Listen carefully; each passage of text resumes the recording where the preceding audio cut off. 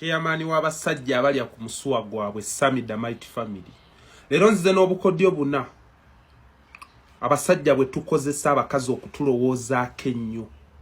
Naawe abadde yeebuuza nkola ntya omukazi okunfaako ennyo. Naalumwa nga nnumwa naanyolwa nga nnyolwa nkola ntya. Oba muto oba mukulu, oba mugagga oba mwavu, oba yasoma oba teyasoma. Naye ng'omwegombye. Akakodyo akasooka. Wonna w'omusanze tewamatalinga oba wakawe bamuzaala oba ku mulimu gwe oba mu kyaki mubuuze kyanaanywa kigule nga teyakola choice. Mugulire ekyokulya. Aba yakamala okulya pa musabe namba ye.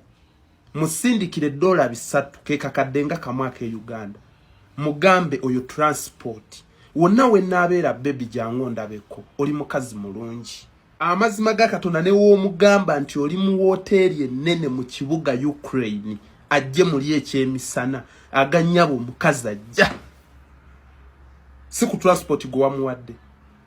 Akakodyo namba 2.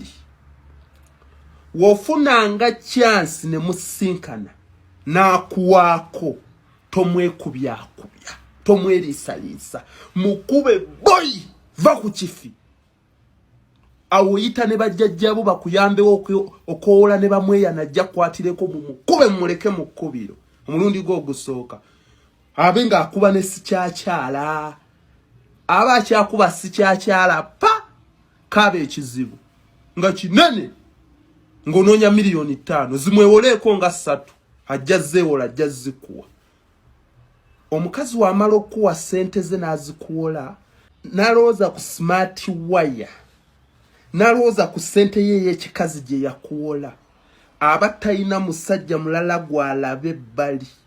Kobe ng'olina olubuto, kobe ng'olina akabodde, naye ng'ekyo wakikola n'omwewolako sente ye y'ekikazi. Ebirowoozo byonna byandirowoozezza ebbali. Abasajja ne baba bamuwa obukadde bumeka alowooza ku buno bwe yakuwola. N'abanga akuliko. Era ke kakodyo ke tubadde tukozesa n'emmicho sente yadde tazitwala. Just yadde agezaako sika attention ya mukyala abenga amulowoozaako nnyo kuba abakazi balowooza nnyo sente. Akakodyo namba 3 nga kakulu nnyo ne namba 4 mukalinde ku stage sawa yonna Mighty Family tujja.